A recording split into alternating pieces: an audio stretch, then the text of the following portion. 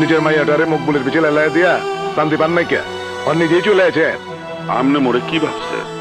আমনের বাড়িতে আইসি বইলা যা খুশি তা কইয়া মোরে অপমান করবে? আরে অপমানের দেখছেন কি? হ্যাঁ, যেটা বি পাও না ওইটা বি দিতেছি। আপনাকে গ্রামে আমার পোলা বেড়াইতে গেলে নিজের মাইয়াটারে ওর পিছিয়ে লাই দেন না কে? কত বড় সাহস! আমার পোলারে মায়ের বি দিচ্ছেন, কিচ্ছু কই না কে? আরে আপনার মতো জাউলার লগে পেঁচাল পারলে তো ইজ্জতই থাকে না। ভাবছেন কি আমার পোলার লগে মায়া গছাই দিলে এই সান শওকত এই সয় সম্পত্তির মালিক হয়ে যাবেন? মোল্লাজি, আরে রাখেন আব্বাজান, তুমি কি কইবার লাগছো? একবার খেয়াল করছো একজন ভদ্রলোককে এইভাবে অপমান করতেছো? ভুলে গেছো উনি তোমার বাইতেছে, উনি তোমার মেজবান। চুপ থাকেন, আপনার সাহস বহুত বেড়ে গেছে।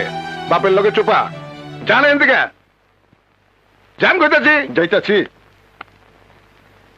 চিৎকার পারতেছো কেলা? উনি কেথা? আরে রাজা বাচ্চা কেউ না, বরিশালা যাওলা রানীর বাপ, যে তোমার পোলারে পুষলায়া নিজের মাইয়ারে এইবারে বউ বানানোর স্বপ্ন দেখতেছে। মুখ সামলায় কথা কয়েন। ওর মায়ারে আপনার মতো খবিস লোকের বাড়ির বউ হওয়ার স্বপ্ন মই দেখাই না। আপনার বাড়িতে আইসি বইলা ওরে অপমান করতেছে। মনে রেখেন, আপনার মতো চশমকর লোকের পোলার লগে মোর মায়ের বিয়া কোনোদিন হইবে না। ওই বিয়া হনের আগে মায়ের 2 টুকরা করে কেটে গাঙ্গে বসাই দেবো। আরে 2 টুকরা করে আর 10 টুকরা করেন। এই মোল্লাজি কোনোদিন কারো কাছে হার মানে নাই কে? কি শুরু করবার লাগছো? উনি এত দূর থেকে আরে পেটাল পারে না, চুপ থাকো।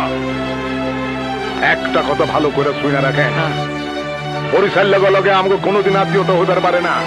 ওই আকাশের বিজলির চমকায় ফিরে যাবার পরে মগর মোল্লাজির জবান কোনোদিন নড়চড় হইবার পারবো না।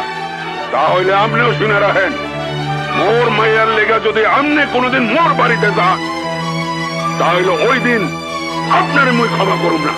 ময়ও নাসের খান, বন্দুকের গুলি মিস হইতে পারে, কিন্তু তোর কথা মিস হইবে না। আয় চল।